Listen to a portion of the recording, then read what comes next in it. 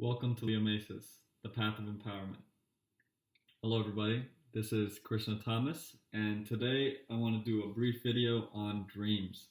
So, in order to go into this topic, I don't know if a lot of you that are walking the spiritual path have ever asked this question: where do dreams fit into my spiritual path?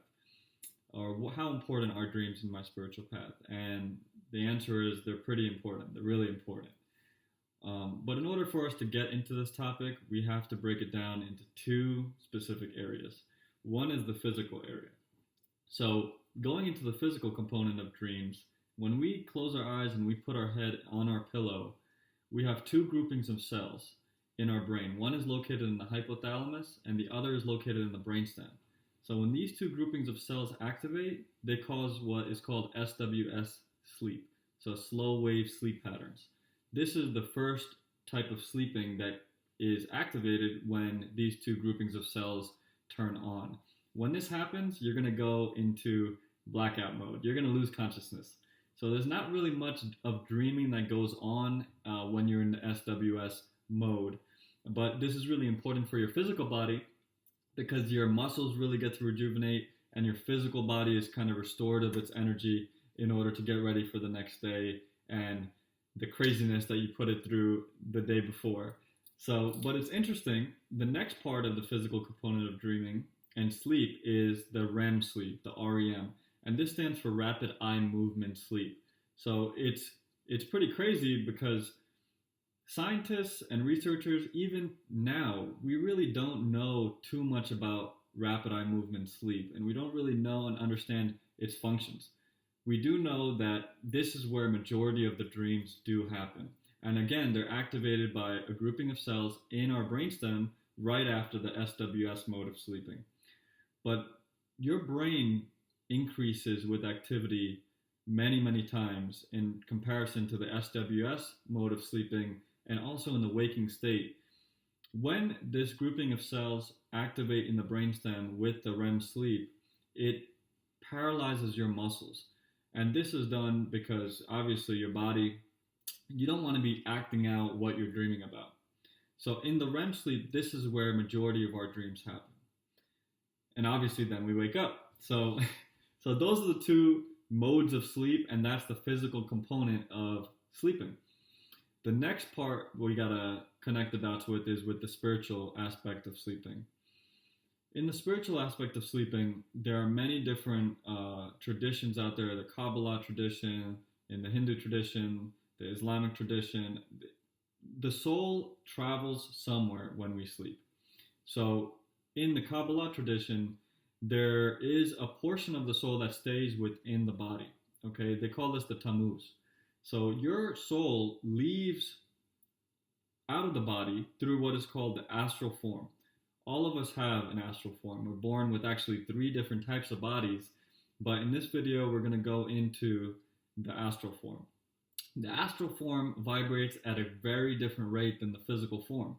So that's why when some people, they get into astral projection, they really feel like this vibration that's kind of taking over their body before you leave your physical body.